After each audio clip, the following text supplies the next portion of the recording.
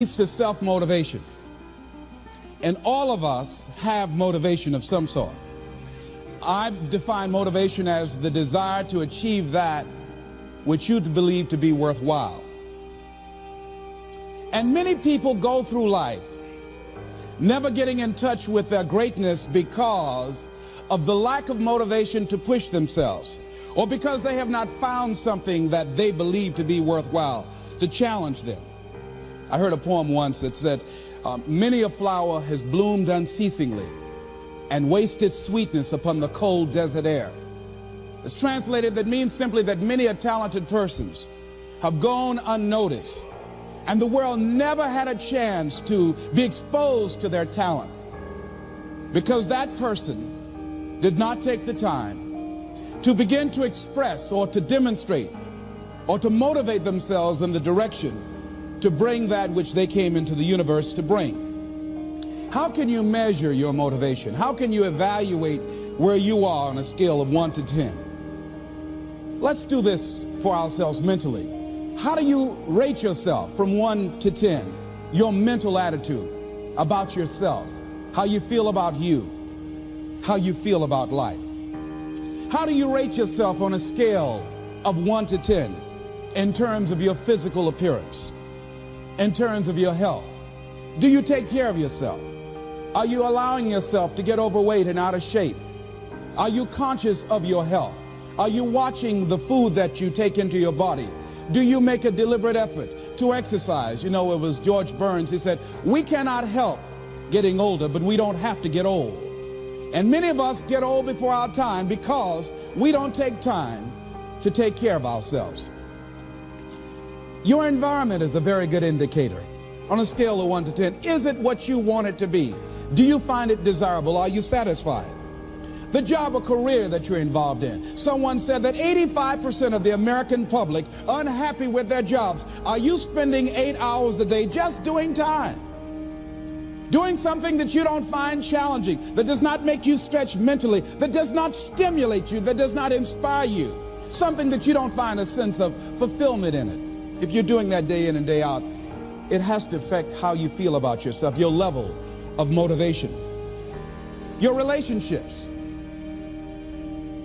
What kind of impact is it having on your life? Is it nourishing or is it a toxic relationship? Does it drain you or does it build you up? Ask yourself that. How motivated are you to do something about it? Your contribution, your actions. What are you giving?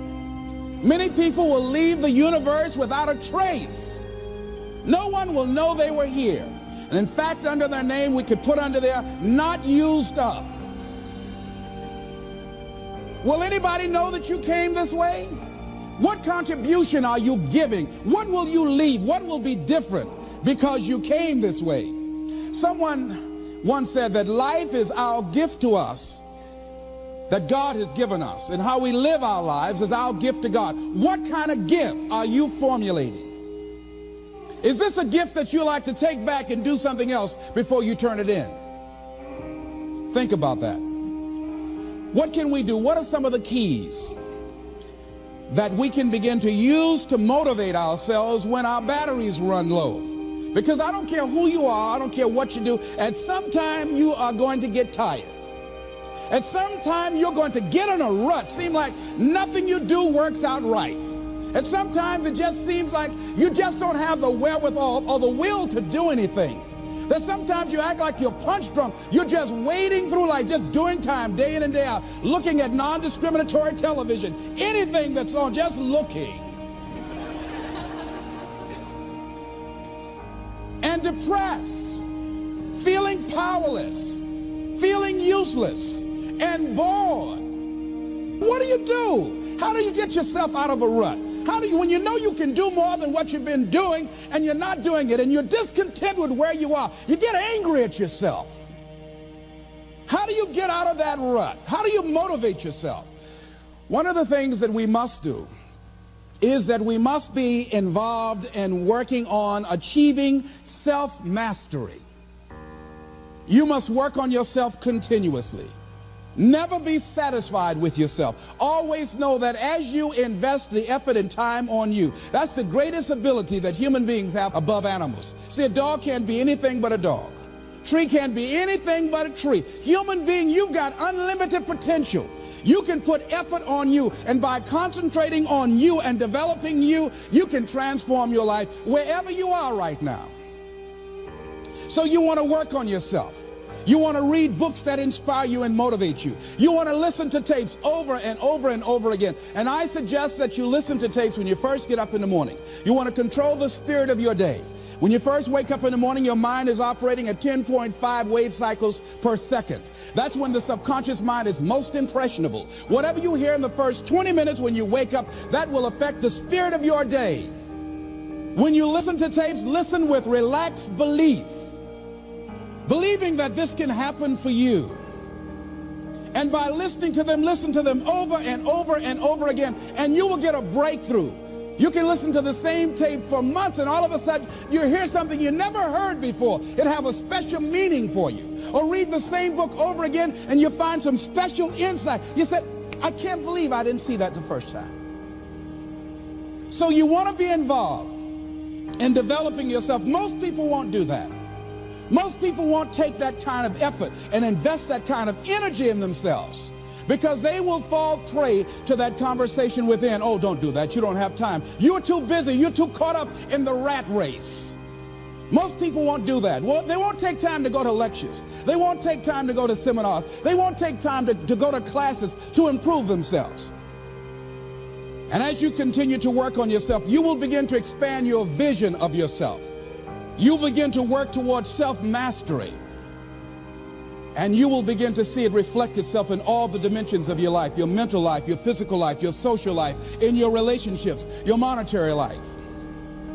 So concentrate on developing yourself, because if you don't, I guarantee you that you will make a settlement, and most people have, and most of us already have. What kind of settlement have you made with your life? You know, when we make settlements, out of court settlements, you've heard them. That means that you decided to take something less than what you originally wanted to get had you gone into court. And the reason that you settled outside of court is because you didn't believe that you can get it. So you made an out-of-court settlement. Many of us are making in-life settlement. We're settling for less than what we actually deserve. We don't feel good about it, but we make it work in our minds. We'll come up with some kind of excuse to make it all right. What kind of settlement have you made with your life? Many of us settle for less than what we want out of relationships because we don't have the courage to change them. I had a seminar I used to do called "Are You Living Together or Dying Together?" Many people are just dying together. Gladys Knight used to have a song that says, "Neither one of us want to be the first to say goodbye."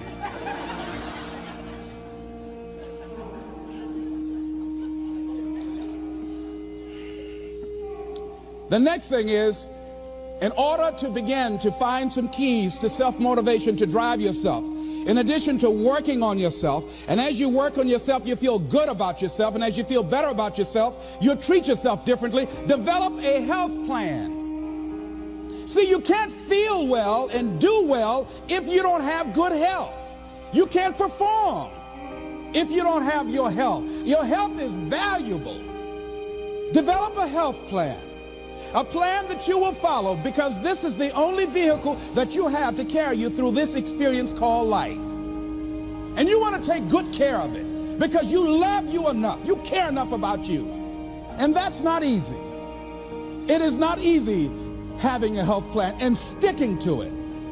But you're worth it doing it again and again and again. I have lost 22 pounds several times. I always do it. I love potato chips. People who know me know I love M&M peanuts. I love peanut butter and jelly sandwiches. I love my mother's sweet potato pie. I love this. It's not always on my health plan, but I put it on there sometimes. I said life is too short to go without sweet potato pie. If I go tonight, I want you to slip a slice of sweet potato pie in my casket. And watch the smile on my face. Next thing is, as you take care of yourself, the next key is keys to motivation, to self-motivation. You want to live life with energy and passion. You want to make a conscious effort to be lively. See, in life, you either saying hello or goodbye. You either on the way or in the way. Leave dead people alone. Some folks just walking around looking, saying, how you doing, honey? Stay away from these people. Just go away from them. It affects you.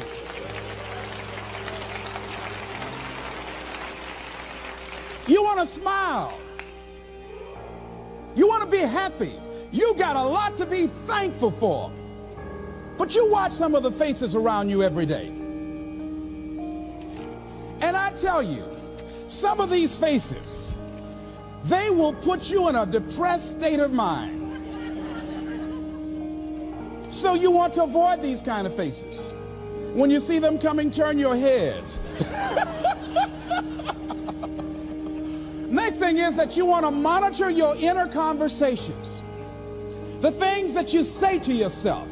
You want to watch them, and in watching them, you want to take charge. A friend of mine told me this evening, and she did it excellently. She said, I didn't want to come tonight. I was feeling so depressed. And I said, I'm going anyhow. See, that was the conversation. Oh, you really don't feel like it. You really don't need to do it. You don't really need to read anything. Forget all that. That's that inner conversation. Oh, you don't need to worry about trying to go into your own business. Forget that. You can't do that. What if you lose everything you've got? That inner conversation that stops you from doing the things you want to do less, don't do that. How can you possibly think about being a motivational speaker? You don't have the contacts. You don't have the money. You don't know the right people. You're going to get up there and your mind's going to go blank. Forget all that. You remember that time you got up before some people and you panicked? You stood up and your mind sat down? Don't you remember? And I said, yes. And then I said, shut up. So you've got to learn to stand up to yourself inside yourself and short circuit, override that conversation that's always going on. 85% of what that conversation will tell you is negative. It's negative. It will tell you you're tired when you really are not tired. It will tell you you can't do it. It will fill you with fear. So you've got to watch that conversation. And when you find it going on, you've got to stand up to it and say, I'm going to do this anyhow. I'm afraid, but I'm afraid not to do it. And I'm not going to let you stop me. The biggest challenge that you will have in life is you. There's an old African proverb that says, if there's no enemy within, the enemy outside can do us no harm. The next thing that is a key to self-motivation is that you've got to ask yourself, what do I want out of life? What do you want out of life? What do you want out of a job? What do you want out of a career? What do you want out of a relationship? What do you want? What gives you your life? How will you know when you got it? What will make you happy? You need to know. You need to start asking yourself some questions. What do I really, really, truly want? You need to be exact about that. Don't be vague. Oh, I just want to be happy. That's too vague. What will make you happy? How will you know when you got it?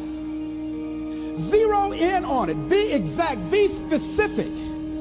And as you do that, that will stimulate that superconscious mind or the reticular activating system of your mind that will begin to find those things, to identify with it. And once you begin to determine that which you want, take the time to write it down. Don't just think about it. Write it down. That is a subjective process that engages the subconscious mind. Write it down. Once you write it down, read it 3 times a day, morning, noon,